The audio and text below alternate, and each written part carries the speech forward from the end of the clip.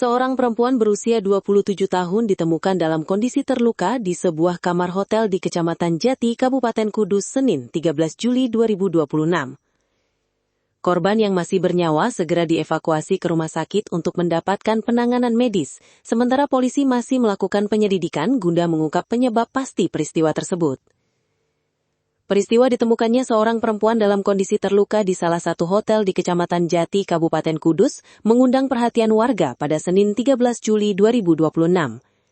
Saat petugas tiba di lokasi, area menuju kamar tempat kejadian telah dipasang garis polisi.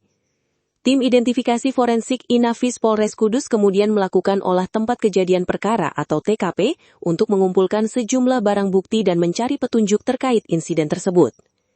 Dari hasil olah TKP, petugas mengamankan beberapa barang yang berada di dalam kamar, termasuk 2 botol minuman beralkohol. Salah satunya diketahui telah kosong, sedangkan 1 botol lainnya masih berisi. Salah seorang petugas hotel, Susan, mengatakan korban datang ke hotel seorang diri pada siang hari dengan menggunakan transportasi daring. Tidak ada tanda-tanda yang mencurigakan, dari dalam kamar juga tidak terdengar suara, kata Susan.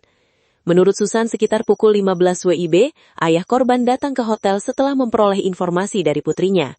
Ia kemudian menunjukkan foto kondisi anaknya dengan banyak darah dan meminta bantuan untuk memastikan keberadaan korban.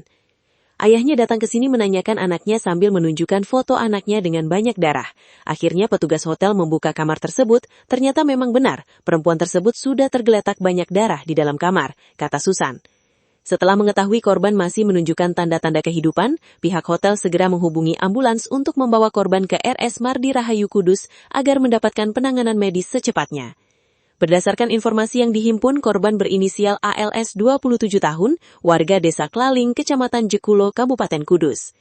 Hingga kini kepolisian belum menyampaikan kesimpulan mengenai penyebab pasti peristiwa tersebut. Seluruh dugaan yang berkembang masih dalam proses penyelidikan.